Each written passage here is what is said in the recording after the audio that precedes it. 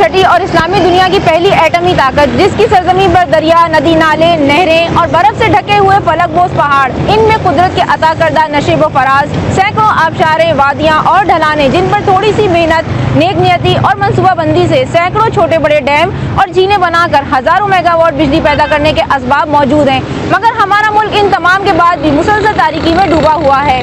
मैं हूँ हिना और आज हम अपने इस प्रोग्राम में जानेंगे कि आखिर क्या वजूहात हैं और कब तक ये लोड शेडिंग का सिलसिला अवाम पर मुसल्लत रहेगा।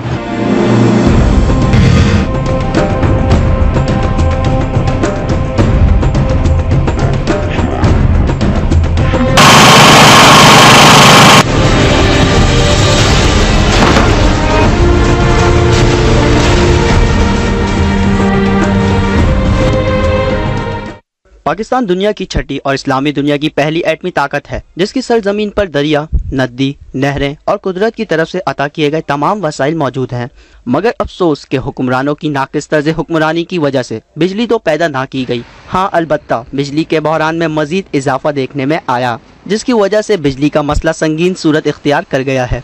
हमारे हमसाए मुल्क चाइना और ईरान बार बार 1000 मेगावाट बिजली कम नरखों पर देने की पेशकश कर रहे हैं, लेकिन हुकूमत के मुताबिक महज खंबे लगाने में 5 साल के अरसे का बहाना बनाकर पेशकश को भी ठुकराया जा रहा है। मुल्क भर में 8 और 10 घंटे की लोड शेडिंग ने लोगों की जिंदगी को अजीरन बना रखा है। मुल्क भर में जारी बिजली के बहरान ने मईशत को हिलाकर रख दिया और बिजली की किल्लत ने पैदावार से लेकर बरामदात और रोटी से लेकर रोजगार तक मईशत के हर शोबे पर मनफी असरात मरतब किए हैं। गोया बिजली जिसकी अलामत ही रोशनी है, हमारे लिए तारीखी का बाइस बनती जा रही है। अगर बिजली के इस मसले की तरफ हुकूमत पाकिस्तान ने तवज्जो नहीं दी तो वो दिन दूर नहीं जब अवाम पूरी तरह सड़कों पर निकल आएंगे, जिससे जलाओ घेराव का ना बंद होने वाला सिलसिला शुरू हो जाएगा।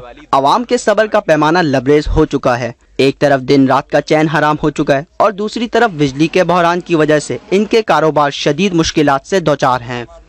हुकूमत की तरफ से बिजली की तरसील को मौसर बनाने और लोड शेडिंग के दौरानिये को कम करने की नवीद तो सुनाई जाती है, मगर उसके बावजूद शहर और कस्बे अंधेरों में डूबे रहते हैं। रिपोर्ट सलामत रहे पाकिस्तान के लिए कैमरामैन बाबर अहमद के साथ हाफिज तैयब। पाकिस्तान की इक़्तिसादी और ज़राई मसाइल में एक बुनियादी मसला तवानाई की कमी का है। पाकिस्तान में तवानाई के ज़राए बिजली, कुदरती गैस और कोयले की सूरत में मौजूद हैं। जहाँ पर ताल्लुक बिजली की पैदावार का है तो मुल्क में पहले बिजली ज़्यादातर पानी से हासिल होती थी, जो कि पन बिजली कहलाती थी। ये तवानाई न सिर्फ बहुत सस्ती है बल्कि माहौल दोस्त भी है। आज भी जो पन बिजली मुल्क में पैदा होती है उसका खर्च 37 पैसा फी यूनिट है। इनफैक्ट पाकिस्तान डेवलपिंग कंट्री, मैं इसको थर्ड वर्ल्ड कंट्री इसलिए नहीं कहता कि ये हमारा मुल्क तरक्की कर रहा है, बड़े पोटेंशियल है कि पाकिस्तान में दुनिया भर में एनर्जी की अगर आप बात करें तो कनाडा सबसे ज़्यादा हाइडल पावर जनरेट कर रहा है। That's about 56%। ये मैं रिपोर्ट वर्ल्ड बैंक की रेफ़र कर रहा हूँ 2008 की, जिसमें 56% जो है वो जो हाइडल पावर है वो कनाडा जनरेट करता है, वहाँ पानी बेताज है। और नंबर 2 पाकिस्तान है, 30% उसका रेशो है जिसमें कि वो हाइडल एनर्जी जनरेट करने की कैपेसिटी रखता है। इनफैक्ट हमारे मुल्क में चूँकि प्लानिंग जो है वो लैग कर रही होती है और प्रॉब्लम लीड कर रहे होते हैं, जिसकी वजह से इशू आ गया। अगर दूसरे जो डैम्स हैं हमारे जो कि अगर इन प्रोग्रेस होते तो आज हम इस वाले क्राइसिस में ना होते जो आज हम मौजूद हैं। इसके 2 बुनियादी इश्यूज़ हैं कि जो हमारे हाइडल डैम्स से वो डिले हुए, दूसरा है जो हमने रेंटल पावर को एक्वायर किया, इसकी वजह से इसका जो फ्यूल था वो फर्नेस ऑयल था, उसकी इंटरनेशनल मार्केट में उसकी रेट बढ़े, जिसकी वजह से वो तमाम के तमाम इम्पैक्ट उस पर एनर्जी सेक्टर पे आया कि वो ज़्यादातर प्लांट जो थे वो फर्नेस ऑयल से चलते थे। तो जो इन्फ्लेशन जो रेट आया, जो डॉलर हमारा इन्फ्लेट हुआ, हमारा नोट हमारा जो इन्फ्लेट हुआ एज़ कम्पेयर टू डॉलर, तो जो इसका जो इम्पैक्ट आया तो वो उसने भी हमारे को इस वाले इसके रेट को एग्रीवेट किया। तो इस वजह से हमारे पास एनर्जी का क्राइसिस जो है बढ़ गया, क्योंकि रेंटल पावर को तेल नहीं मिल पाया टाइम पे, और जब तेल नहीं मिल पाया तो उन्होंने पावर जनरेशन रोक दी। जब पावर जनरेशन रुकी तो लोड शेडिंग शुरू हो गई। जब लोड शेडिंग शुरू हो गई तो रिकवरी जो रेवेन्यू कलेक्शन का उसका इम्पैक्ट आया। तो ये इज़ ए विशेष साइकिल है जो कि सर्कुलर डेट की सूरत में जमा होते होते गवर्नमेंट ऑफ पाकिस्तान पे एक प्रेशर माउंट हो गया। ये बताइए कि पाकिस्तान में इक्तिसादी और ज़रूरी मसाइल तो हैं, मगर अब बिजली भी एक बड़ा मसला बन चुका है। क्या देखते हैं आप? पाकिस्तान जो है दुनिया के उन ममालिक में से एक है जहाँ पे जो पॉलिसीज़ हैं वो प्रो पीपल नहीं है। सबसे बड़ा मसला ये है कि प्रो पीपल पॉलिसीज़ ना होने की वजह से गवर्नमेंट के कुछ अपने वेस्टेड इंटरेस्ट हैं, उन इंटरेस्ट की वजह से जो पॉलिसीज़ हैं उस तरह की नहीं बनानी चाहिए जो पाकिस्तानी अवाम के हिसाब से या उनकी बेहतरी के लिए होनी चाहिए। नंबर 1। नंबर 2 ये है कि पिछले 4 से 5 साल के अंदर जिस तरह से पाकिस्तान को अपनी तवानाई के हवाले से या पावर पॉलिसी बनानी चाहिए थी, ख़ासतौर पे बिजली के हवाले से, बिजली की तवानाई के हवाले से, उस तरह पाकिस्तान ने वो पॉलिसी नहीं बनाई, जिसके अंदर मौजूदा गवर्नमेंट और जो इससे पहले जो जनरल मुशर्रफ की जो गवर्नमेंट थी उनका जो 8 साल दौर था उसमें इस हवाले से इतना काम नहीं किया गया। और अब की जो मौजूदा गवर्नमेंट है उन्होंने भी इतने काम नहीं किया जिस तरह से उनको काम करना था। दोनों गवर्नमेंट जो है वो एक दूसरे को जो है वो इल्ज़ाम ठहराती हैं कि जी ये गवर्नमेंट जो है वो इसकी जिम्मेदार है, वो गवर्नमेंट इसकी जिम्मेदार है, लेकिन सबसे बड़ा मसला ये है कि कोई ऐसा हिकमत अमली मौजूद नहीं है जिसकी वजह से पाकिस्तान की जो पावर की पॉलिसी है वो कोई वाज़ेह नहीं है, और जिसकी वजह से अभी तक फ्यूचर प्लान भी कोई गवर्नमेंट का नज़र नहीं आता जो मौजूदा गवर्नमेंट है। तो कोई सोल्यूशन अभी तक पाकिस्तान के अवाम के हवाले से और खासतौर पे जो पावर जनरेशन पॉलिसी उसके हवाले से हमें नज़र नहीं आता है। सर ये बताइए कि अनइंटरप्टेड पावर सप्लाई आजकल कराची शहर में, इसमें KSC का क्या पर्सपेक्टिव आप देखते हैं? जी, जहाँ तक आपने अनइंटरप्टेड पावर सप्लाई या आम फहम ज़बान में बिला तातुल बिजली की फराहमी की जो बात की जाती है, अगर आप नोट करें तो कराची का 40% ऐसा हिस्सा अभी भी है जहाँ पे बिजली की लोड शेडिंग नहीं की जाती है। ये एक ऐसा फैक्ट है जो कि आम तौर पे लोगों को अगर मालूम भी है तो एक कह लें कि एक आम तासुर ऐसा नहीं है। ऐसी वजह क्यों है? एक KSC की बहुत सिंपल पॉलिसी रही है गुज़िश्ता 4-5 सालों से, 3-4 सालों से, जब से प्राइवेटाइजेशन हुई है, कि जिन इलाकों में लॉस नहीं हो, लॉस से मतलब है कि जहाँ पे बिलों की अदायगी बर वक्त की जाती हो, जहाँ पे बिजली की चोरी ना हो, ऐसे इलाकों के अंदर बिला तातुल बिजली की फराहमी अभी भी जारी है।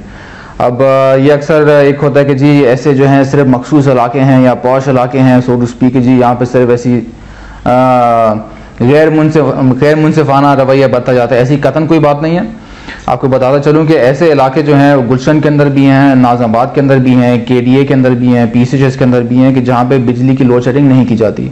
उसकी सिर्फ एक ही वजह जो आपको मैं शेयर कर चुका हूँ आपसे। अब KSC जो है, इस वक्त KSC के पास जो जनरेशन कैपेसिटी है, बिजली पैदा करने की जो सलाहियत है, वो जो पावर प्लांट्स हैं जिनसे हम बिजली पैदा करके तरसील करते हैं आगे, उसमें इतनी कैपेसिटी है इस वक्त कि हम कराची में लोड शेडिंग ख़त्म कर सकें। उसमें सिर्फ 2 चीज़ें चाहिए। एक तो आपको मैंने चोरी की बात बताई कि अगर कराची में अगर चोरी ख़त्म हो जाए बिजली की, ये एक बहुत बड़ा फैक्ट है। और दूसरी चीज़ कि अगर KSC को रिक्वायर्ड मिकदार में अगर गैस की फराहमी की जाए जिससे बिजली पैदा होगी, ये 2 चीज़ें अगर गारंटी हो जाएं तो कोई वजह नहीं कि कराची में लोड शेडिंग ख़त्म ना हो। क़याम पाकिस्तान के बाद पाकिस्तान की आबादी कम थी और 80% दही इलाकों में बिजली नहीं थी, इसलिए पन बिजली से काफ़ी हद तक ज़रूरत पूरी हो जाती थी। लेकिन आज का सूरत हाल काफ़ी मुख्तलिफ है। मैं ही समझता हूँ कि तवानाई की बचत के हद तक तो देखें कि मैं तो पहले डिफाइन कर दूँ कि KSC is a private organisation, Karachi electric company, जो कि लाइसेंस एरिया इसका 60 स्क्वायर किलोमीटर में फैला हुआ है, राइट फ्राम घारो टू विंदर। और हम इस यहाँ तक के एरिया को बिजली की तरसील करना और उनसे बिल उनको इशू करना, ये हमारी KSC की जिम्मेदारी है, ट्रांसमिशन, डिस्ट्रीब्यूशन एंड जनरेशन। उसके अलावा जो रेस्ट ऑफ द 8 डिस्कोज हैं जो कि जो पेपको के अंडर में आते हैं, जिसको हम वावडा भी कहते हैं उर्फ़ आम में, लेकिन अब वो पेपको अदारा बन गया है, वाटर विंग अलग कर दिया है उससे।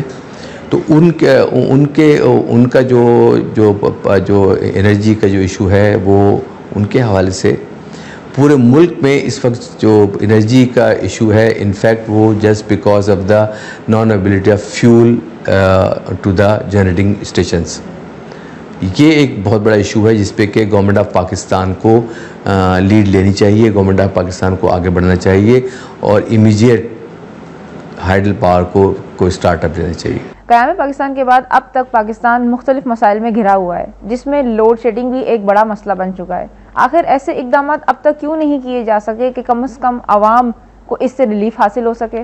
जब तक पाकिस्तान के इंस्टीट्यूशंस जो हैं वो तरक्की नहीं करेंगे, ख़ास तौर पे जो आपके सोशल वेलफेयर इंस्टीट्यूशन है और एजुकेशनल इंस्टीट्यूशंस जो हैं, ठीक, और ख़ास तौर पे जो आपके फलाई इंस्टीट्यूशन है जिसमें पॉपुलेशन वेलफेयर आती है, एजुकेशनल इंस्टीट्यूशंस आते हैं, और वो इंस्टीट्यूशंस जो कि आवाम की फलाह बहबूद के लिए काम करते हैं, जैसे सरकारी बैतुल माल और वो दूसरे इदारे जो आवाम को मोटिवेट करते हैं और आवाम के लिए काम करते हैं, वो उन इंस्टीट्यूशंस ने आवाम के लिए काम करने के वजह अपने लिए काम किया, नंबर 1।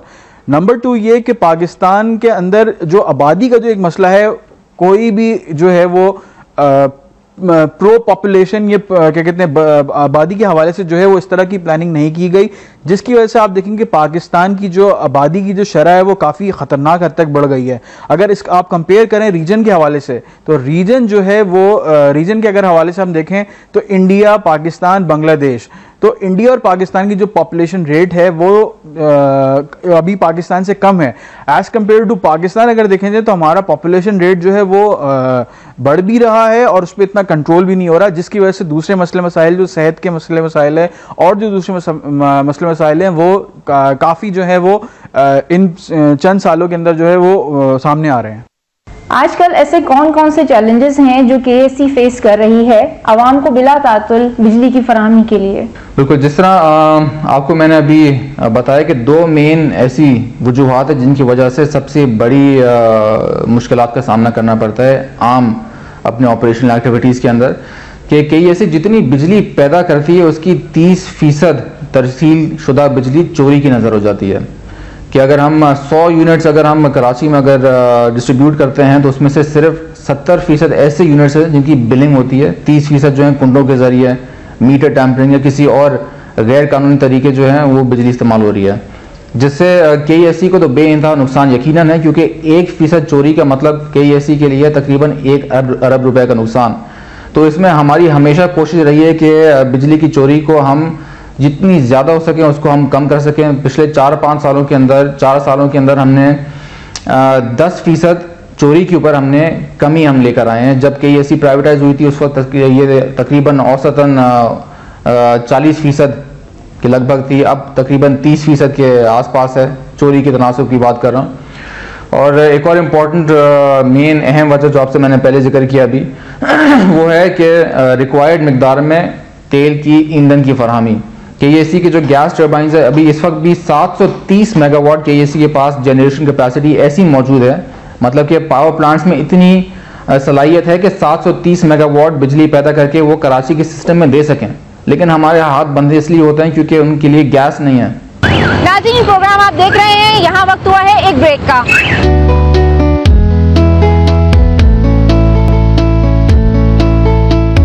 ये असल जो इशू है अवाम के, उसके तरफ आते ही नहीं है। आपस के इदारों के साथ महाजराई और इन फजूलियात में लगी है। तो ये एक अजाब है ये हुकूमत अल्लाह की तरफ से हमारे ऊपर, और लोग बिल्कुल उनके इस्तिताअत में बुनियादी चीज़ें भी नहीं हैं। इस मौके पे जब बिजली भी नहीं है हमारे पास और गैस की भी लोड शेडिंग है, मतलब ये वक्त बहुत अच्छा, बहुत गलत है, लेकिन मजबूरी है। यही रीजंस हैं। आप IMF से भी डील कर रहे हैं, दूसरे भी इशूज हैं। इसको इस वक्त इसके अलावा आपके पास कोई हल नहीं है। बिजली हमारी बदकिस्मती से किसी ने डैम बनाया नहीं पिछले हुकूमतों में। तुरबेला डैम बनने के बाद या मंगला के बाद कुछ बड़ा डैम बनाया नहीं गया। ये छोटा सा एक बैंड बनाया गया था, तो उसमें 200-300 मेगावाट होती है, उसको कोई फायदा खादी कुछ था। तो बाकी चाहिए था कि ये 85 से हमारा झगड़ा चल रहा था काला बाग डैम पर, तो उसके बाद 2 बैंड 3 बैंड डैम बना लिए जाते और तो आज बिजली टकों में होती। लोड शेडिंग आज ख़त्म हो सकती है अगर ये अपनी इसको मैनेजमेंट को सही कर लें, अपनी मशीनों को ठीक कर लें, अपनी जो इनकी चोरी है उसको रोक लें, जो इनकी इनएफिशिएंसी है उसको बंद कर लें। तो आज मैं आपको गारंटी से कह सकता हूँ कि लोड शेडिंग ज़ीरो हो सकती है। मुल्क तवानाई के बदतरीन बहरान से गुजर रहा है, क्योंकि मुल्क के बहुत से बिजली घर गैस पर चलते हैं। इसलिए अंदाजा किया जा सकता है कि मुस्तकबिल में गैस की मांग में मजीद इजाफा हो सकता है। अगरचे इस मसले पर 30 बरस से बहस जारी है और बहुत सी तजावीज़ भी सामने आई, मगर इकदाम सामने नहीं आए। देखिए, ग्लोबल वार्मिंग एक बहुत वर्ल्ड वाइड सब्जेक्ट है, बड़ा इंपॉर्टेंट सब्जेक्ट है। और अभी आप रिसेंटली देख रहे हैं कि कितनी क्लाइमेटिकल चेंजेस आ रही हैं, तो वो तमाम की तमाम चीज़ें ग्लोबल वार्मिंग का ही हिस्सा हैं। और एक्चुअली जो ग्लोबल वार्मिंग का जो मेन कॉज है वो कार्बन डाइऑक्साइड का फ़िज़ा में शामिल होना है। तो इसमें 3 बड़े कंट्रीब्यूटर हैं, जिसमें कि ट्रांसपोर्टेशन है, एनर्जी सेक्टर है और इंडस्ट्रियलाइजेशन है। इंडस्ट्रीज़ वाले सेक्टर को कोई भी डेवलप कंट्री बंद करने को तैयार नहीं है। इसी तरीके से ट्रांसपोर्ट को हम जैसे डेवलप कंट्रीज़ में कोई भी ट्रांसपोर्ट का अब आप देखें कि इस्तेमाल हमने किस तरह किया है कि हम मामूली कामों के लिए भी मोटरसाइकिल यूज़ करते हैं, जो कि अगेन आपके एनवायरनमेंट को पोल्यूट करती है। तो ये तमाम चीज़ें मिलके आपके ग्लोबल वार्मिंग या चेंज ऑफ क्लाइमेट का एक कॉज बन रही हैं।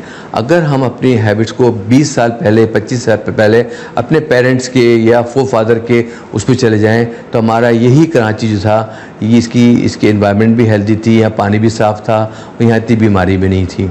तो इनफैक्ट ये जो रीज़न है ये इसी वजह से है कि अगर इसी तरीके से अगर आप बात करते हैं कि मेन कंट्रीब्यूटर जो कार्बन डाइऑक्साइड के 3 मैंने बताया आपको, तो उस पर कई बिजली का जो है पावर प्लांट्स भी एक बड़ा कंट्रीब्यूटर है।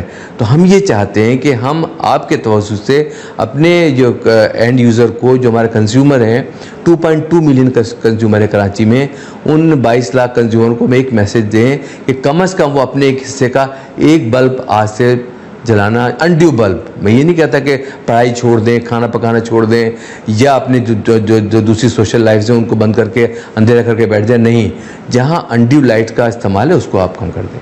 मुल्क के बिजली घर ज्यादातर अब गैस पर चलने लगे हैं, जिससे गैस की मांग में बतदरीज इजाफा ही होता चला जा रहा है। तो गैस की जो लोड शेडिंग है, इसको किस तरह कंट्रोल किया जा सकता है, इस पे आप क्या कहेंगे? गैस के हवाले से अगर हम देखा जाए तो पाकिस्तान के जो मेजॉरिटी जो घर हैं, बिजली घर जो हैं वो गैस पे चल रहे हैं। नंबर 1, गैस पे चलने के अलावा जो पाकिस्तान की जो वो बिजली घर और वो फर्टिलाइजर्स कंपनीज जो हैं वो भी बिजली गैस पे चल रही हैं, जिसकी वजह से जो गैस की डिस्ट्रीब्यूशन है वो सही नहीं हो पा रही है। अगर हम देखें सिंध की अगर हम मिसाल लेते हैं तो SSGC की जानिब से KESC को जो है वो गैस सप्लाई का जो है वो हमेशा से मसला दरपेश रहता है। कभी गैस बढ़ा दी जाती है, कभी कम कर दी जाती है, और कभी यही गैस जो है वो डाइवर्ट कर दी जाती है दूसरी फर्टिलाइजर्स कंपनीज को, जिसकी वजह से जो है वो गैस का बहरान पैदा होता है। और गैस जो है अब पाकिस्तान में जो गैस का बदतरीन इस्तेमाल किया गया वो इस्तेमाल किया गया CNG के तौर पे। आज गैस का जो है वो CNG के तौर पे बदतरीन इस्तेमाल किया गया, जिसकी वजह से जो है पाकिस्तान इस वक्त CNG को जो आप कह सकते हैं कि लोगों के लिए इतनी CNG अब यूज़ होने लगी थी पिछले 8-10 साल में, और लोग इतनी वाफिर मकदार में CNG यूज़ करते थे कि आज CNG की जो है वो कमी हो गई है। और उस तरह से CNG की और ख़ासतौर पर गैस की उस तरह से डिस्ट्रीब्यूशन हुकूमत ने नहीं की जिस तरह से करनी चाहिए थी। आज ये है कि हफ्ते में 1 से 2 दिन जो है वो बिजली की लोड शेडिंग के साथ साथ जो है वो CNG की भी लोड शेडिंग होती है। और आगे पाकिस्तान की गैस पॉलिसी क्या होगी या पावर पॉलिसी क्या होगी, इस हवाले से कोई भी आप कह सकते हैं कि फाइनल स्टैटिस्टिक्स हैं वो अभी तक सामने नहीं आए। 2009 में नई मैनेजमेंट के टेक ओवर के बाद कौन कौन से मेजर ट्रांजिशनल एरियाज देखने में आए हैं और इनमें क्या बेहतर काम हुआ है अब तक? पिछले 4 सालों में KESC ने जब से नई इंतजामिया ने निज़ाम संभाला है, तकरीबन 1 अरब डॉलर की सरमायाकारी करी है। अब 1 अरब डॉलर की सरमायाकारी पाकिस्तान में इन हालात में, जो आप जानती हैं कि लॉ एंड ऑर्डर की सिचुएशन है, इकनॉमिक सिचुएशन जो है बहुत कंड्यूसिव नहीं है, काफ़ी मसाइल दरपेश रहे हैं पिछले चंद सालों में, उसके बावजूद 1 अरब डॉलर की सरमायाकारी करी है। वो कहाँ करी है? इसमें से तकरीबन 450 मिलियन डॉलर जो है ये हमारा नया बिन कासिम 2 पावर प्लांट है उसके ऊपर लगे हैं। बाकी पैसे कराची के अंदर जो ग्रिड स्टेशन हमने लगाए हैं, 4 से 5 ग्रिड स्टेशन हैं, हज़ारों किलोमीटर की जो आप वायर देखते हैं, डिस्ट्रीब्यूशन नेटवर्क देखते हैं, उनकी अपग्रेडेशन में नए सिस्टम लगाए हैं, प्लस PMTs कई 100 की तादाद में, हज़ारों की तादाद में हमने अपग्रेड करी हैं, हमने नई लगाई हैं। ये सारे पैसे इन चीज़ों में सर्फ हुए हैं, 1 अरब डॉलर।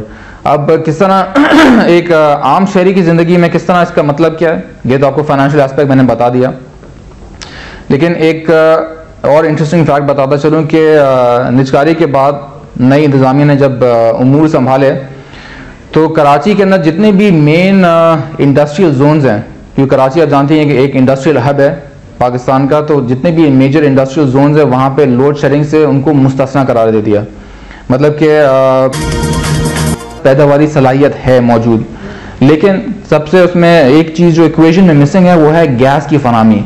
तो KESC को फ़िलहाल इस वक्त तकरीबन 400 MMCFD गैस दरकार है बिजली पैदा करने के लिए शहर के अंदर। इसमें से इस वक्त तकरीबन 50% हमें सप्लाई दी जा रही है 190 या 200 MMCFD के दरमियान। अब अगर रिक्वायरमेंट शहर की अगर 400 है, दी जा रही है या सप्लाई सिर्फ 200 MMCFD की, आप समझ सकती हैं कि किस तरह हमारी जो पैदावारी सलाहियत है मुतासर हो रही है इस वक्त। कोयले से ज्यादातर बिजली पैदा हो रही है। हमारी गवर्नमेंट कोयले से बिजली पैदा करने के लिए एक यूनिट लगाने का सोच रही है। क्या आप समझते हैं कि ये यूनिट काफी कारआमद रहेगा? देखिए, पाकिस्तान का सबसे बड़ा मसला ये है कि थर कोल पाकिस्तान का इतना बेहतरीन प्रोजेक्ट है, जैसे मैंने पहले जिक्र किया, वो सिर्फ अगर प्रोजेक्ट अगर कहते हैं वायबल हो और अपना काम शुरू करने लगे तो 2 साल के बजाय हम 1 साल में उस पर काम शुरू कर सकते हैं। जो इंडियंस, जो बैनुल-अक़वामी माहिरीन हैं, जिसमें चाइना, इंडिया, अमेरिका और जो दूसरे जो हैं, वो इस प्रोजेक्ट पे अपनी नज़रें जमाए बैठे हुए हैं। लेकिन अगर गवर्नमेंट जो है वो इस प्रोजेक्ट को फैसिलिटेट करे और इस हवाले से काम करे तो ये प्रोजेक्ट पाकिस्तान के लिए जो है बेहतरीन तरक्की की ज़ामिन साबित हो सकता है। नंबर एक पॉइंट तो ये है। दूसरा ये है कि थर कोल के हवाले से आपसे कुछ माह पहले चाइना में चाइना में एक कॉन्फ्रेंस हुई थी। उस कॉन्फ्रेंस में ये कहा गया था कि Thar coal projects is leading Pakistan toward the economic prosperity, क्योंकि ये प्रोजेक्ट बहुत ही वायबल है और सस्ता भी है। लेकिन मसला ये है कि इसको हुकूमत की जानिब से इतना सीरियसली लिया ही नहीं जा रहा है। अगर जो इधर उधर के बजाय हम थर्कोल पे जो है वो एम्फेसाइज करें और उसी पे फोकस्ड रहें तो काफ़ी मसले मसाइल जो हमारे इससे हल हो सकते हैं। जब पाकिस्तान एटमी तवानाई से एटम बम बना चुका है तो इस तवानाई से बिजली क्यों पैदा नहीं कर सकता? अब जबकि अमेरिका के लिए पाकिस्तान ज्यादा अहमियत इख्तियार कर चुका है और अमेरिका पाकिस्तान की माशी और समाजी तरक्की में दिलचस्पी का अमली इजहार भी कर रहा है, तो क्या हुकूमत अपने करोड़ों आवाम के घरों को रोशन करने के लिए और उनके कारोबार और रोजगार में बेहतरी लाने के लिए अमेरिका से चंद बिजली घर हासिल नहीं कर सकता? पाकिस्तान में नेचुरल रिसोर्सेज की तरफ आखिर तवज्जो क्यों नहीं दी जाती, जिससे बिजली की पैदावार बढ़ भी सकती है और वो भी कम नरखों पे, ताकि कम से कम बिजली हर आम आवाम तक की पहुंच में तो हो। बिल्कुल। सबसे पहले मैं बात करूंगा बिजली के इस्तेमाल की। जिस तरह आप जानती हैं कि बिजली अब ऐसी नेसेसिटी बन चुकी है, ज़रूरत बन चुकी है कि इसमें तबकात का कोई अब ताल्लुक नहीं रहा है। छोटे से छोटा सारिफ हो या कोई बड़ी कंपनी हो या कोई ज़्यादा फाइनेंशियली बेटर ऑफ सारिफीन होते हैं जिनके पास कंज्यूमर अप्लाइंसेस की ज़्यादा इस्तेमाल होता है, तमाम लोग जो हैं बिजली का इस्तेमाल करते हैं। सबसे इम्पोर्टेंट चीज़ जिस तरह आपने बिल्कुल पॉइंट आउट किया कि बिजली का अफोर्डेबल होना है। अब बिजली अफोर्डेबल किस तरह हो सकती है? जो रॉ मटेरियल इस्तेमाल किया जाता है, जो इनपुट कॉस्ट होती हैं वो कम से कम हो। इसके अंदर भी बहुत सिंपल डायनामिक्स हैं कि अगर आप कोई चीज़ बना रहे हैं, अगर आपकी पैदावारी लागत ही इतनी ज़्यादा होगी तो ऑफकोर्स उसके रेट्स महंगे होंगे।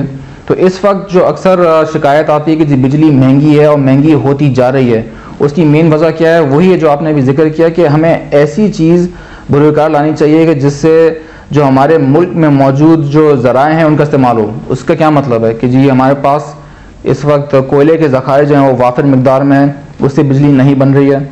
ठीक है, इसके ऊपर भी KESC ने अभी हालिया एक $200 मिलियन का कॉन्ट्रैक्ट साइन किया है हांगकांग की एक फर्म के साथ, जिसमें हमारा जो बिन कासिम पावर प्लांट है उसके 2 यूनिट्स जो हैं वो कोयले के ऊपर उनको कन्वर्ट किया जा रहा है। अब इससे एक आम आदमी के लिए इस पर क्या फ़र्क पड़ता है? जब कोयले से बिजली की पैदावार होगी, कोयले से बिजली बनाई जाएगी तो उससे जो पैदावारी लागत है वो कम होगी, टैरिफ कम होगा, तो एक आम आदमी को भी फ़ायदा होगा। इसके अलावा ऑफ कोर्स और भी बहुत से ज़राए हैं जिनसे बिजली की सस्ती फराहमी हो सकती है।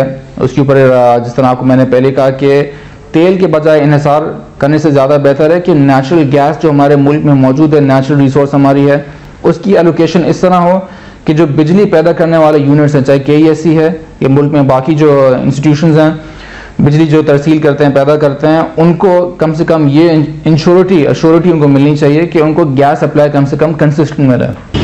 प्रोग्राम अभी जारी है, कहीं नहीं जाइएगा, मिलते हैं एक ब्रेक के बाद।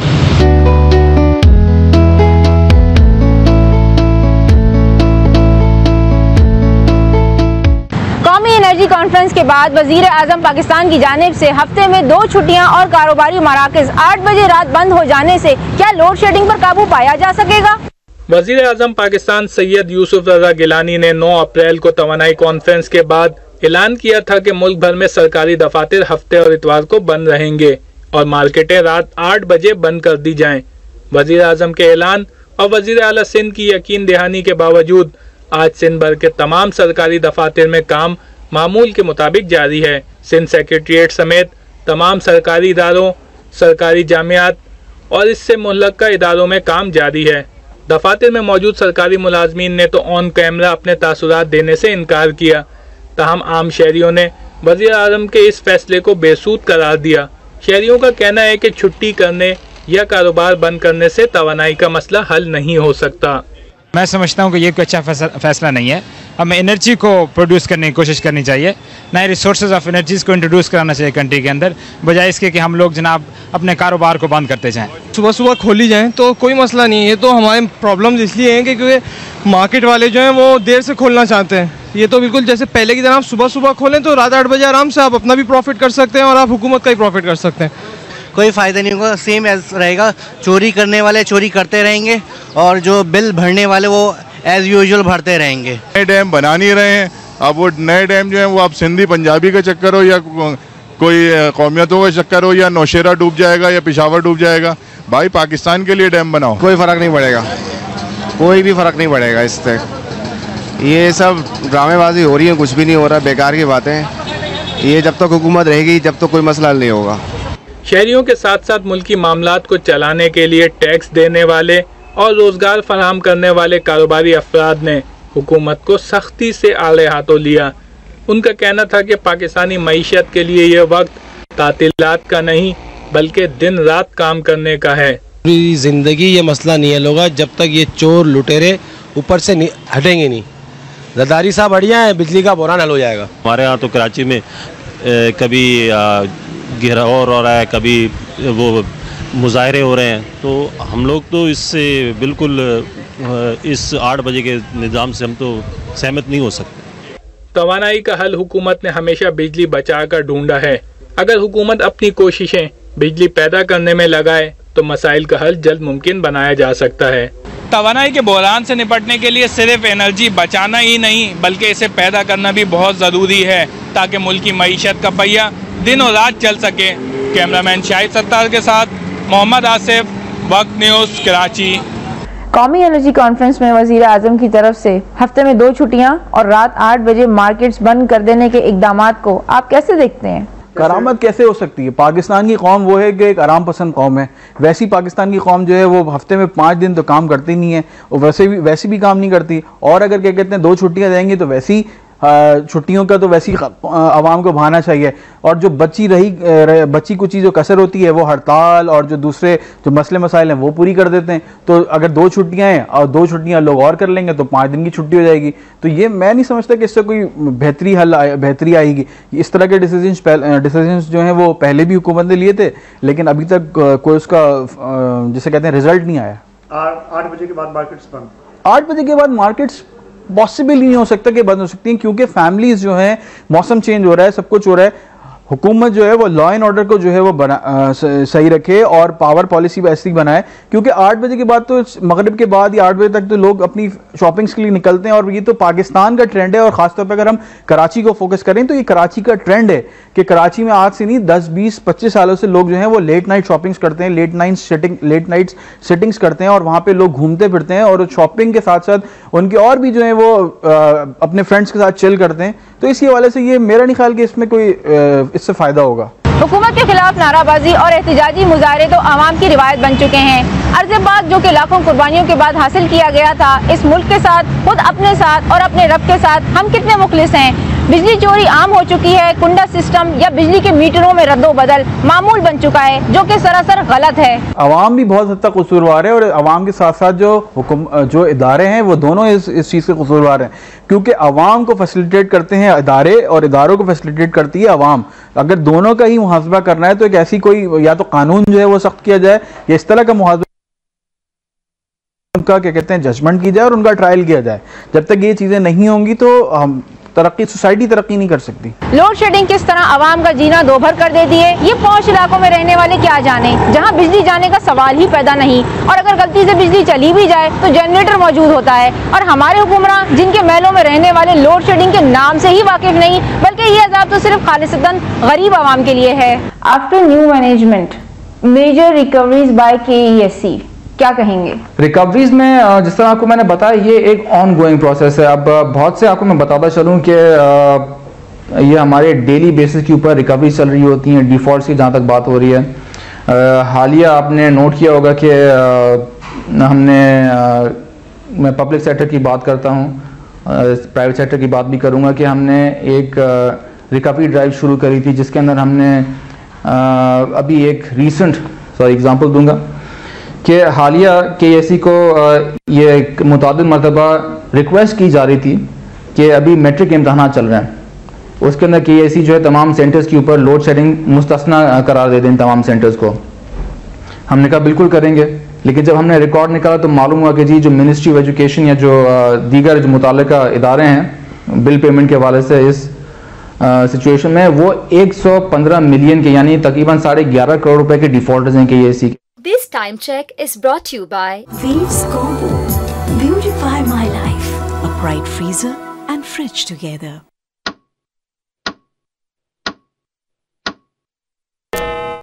को लोड शेडिंग से मुस्तस्ना कर दिया था। ये आपको एक डिफॉल्ट की एग्जांपल दी। इससे पहले आपको मैंने KWSB का बताया कि जी 17 अरब रुपए के बावजूद हम उनको डिस्कनेक्ट नहीं कर सकते।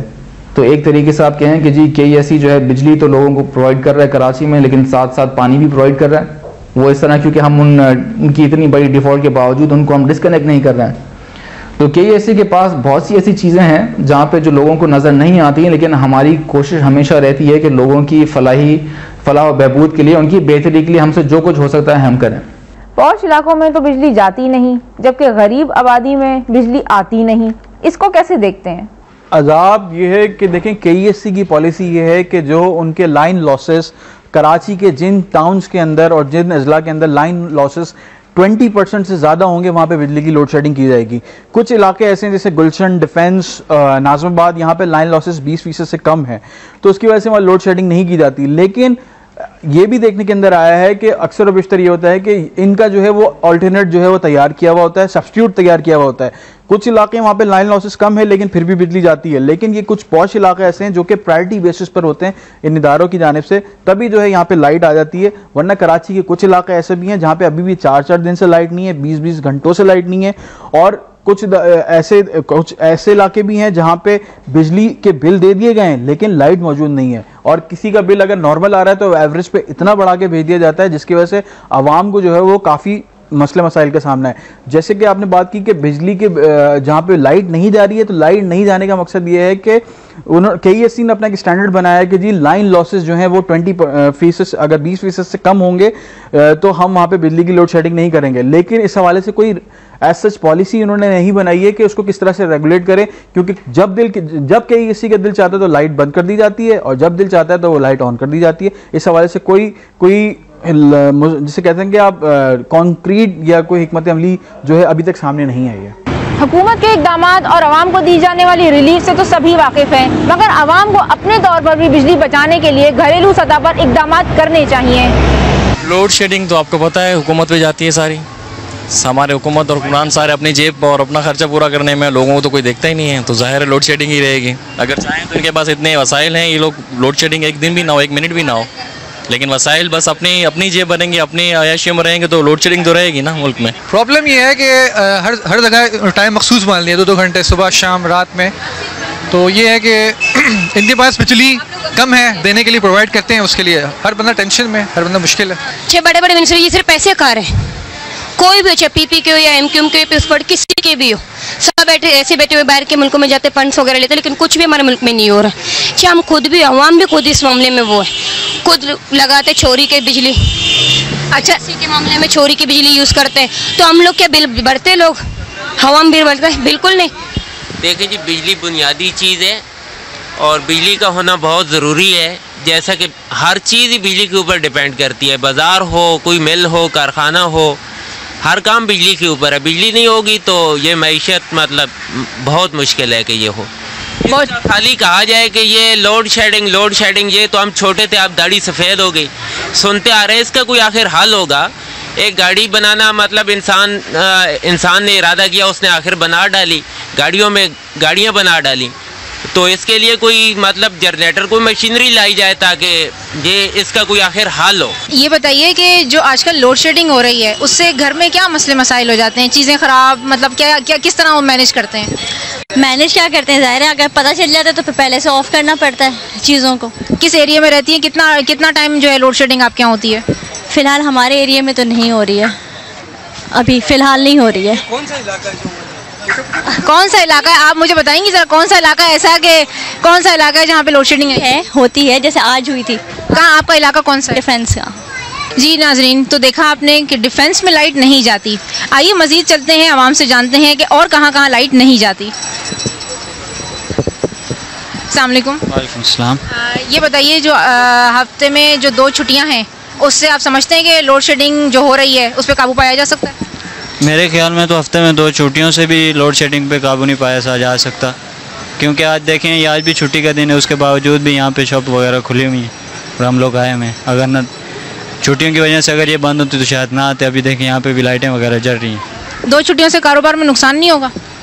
कारोबार में तो नुकसान हो सकता है और हो भी रहा है। अब कारोबार में अगर लोड शेडिंग पे काबू पा सकते हैं तो कारोबार का नुकसान इस तरह से हो रहा है कि 2 छुट्टियाँ आ रही हैं, वो बंद पड़ा हुआ है कारोबार, और हालात की वजह से देखें तो उसका पहले भी कितना नुकसान हो रहा है यहाँ कराची में ताजरों को। ये बताइए कि वज़ीर आज़म ने जो कहा है कि 8 बजे के बाद दुकानें बाज़ार बंद होंगे, क्या कहते हैं आप? समझते हैं कि इससे लोड शेडिंग में कुछ हो सकता है? नहीं, तो सरासर नुकसान वाली बात है। इसका मकसद ये है कि पाकिस्तान और तबाह की तरफ जा रहा है। 8 बजे कराची में ये होता है कि शाम को ही कारोबार का टाइम है, दिन में तो गर्मी इतनी है लेडीज़ घरों से निकलती नहीं है। दूसरा ये हम लोग खुद अपना जनरेटर इस्तेमाल कर रहे हैं, तो फिर ये कि वज़ीर आज़म को ये उल्टे सीधे बोलने की ज़रूरत ही नहीं है कि लोड शेडिंग आज तक कभी कामयाबी नहीं हुई है।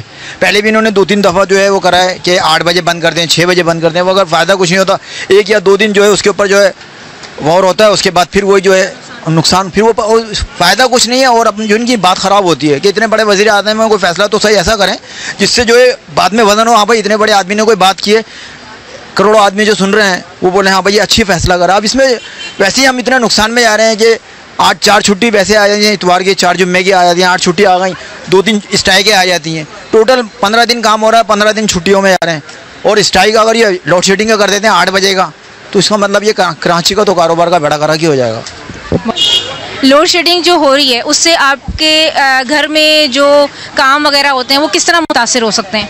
बहुत ज़्यादा मुतासिर होते हैं। हमें जो है कि रात को हम लेट नाइट सोते हैं, सुबह हमारे बच्चों को स्कूल जाना होता है, शौहर को काम पे जाना होता है, तो काफ़ी हमें परेशानी होती है। ये बताइए कि जो मुल्क में लोड शेडिंग हो रही है कितना परेशान है इससे? सब परेशान है वजी, सब लोड शेडिंग से सब तो परेशान है। CNG नहीं है, लोड शेडिंग है, ऊपर से सब परेशान है, पूरा आवाम परेशान है। किस इलाके में रहते हैं आप? मैं मलिर पे रहता हूँ। वहाँ क्या हाल है लाइट का? वहाँ भी ऐसे ही है। कितने घंटे की लोड शेडिंग है? 3-3 घंटे लोड शेडिंग है। तो जी नाजरीन, देखा आपने किस हद तक ये लोड शेडिंग का मसला गंभीर हो चुका है। हुकूमत कहाँ है, क्या इकदाम हो रहे हैं, ये समझ से बाहर है। वज़ीर आज़म का कहना है कि हम 5वां साल मुकम्मल कर रहे हैं और इंशाल्लाह आइंदा इलेक्शन में भी कामयाब होंगे और आवाम को लोड शेडिंग से निजात दिलवाएंगे। वादे और दिला से हमेशा से आवाम सुनते आए हैं और सुनते ही रहेंगे। खैर इस दुआ के साथ कि सलामत रहे पाकिस्तान। मुझे दीजिए इजाज़त, अपना रखिएगा बहुत सा ख्याल। अल्लाह हाफिज़।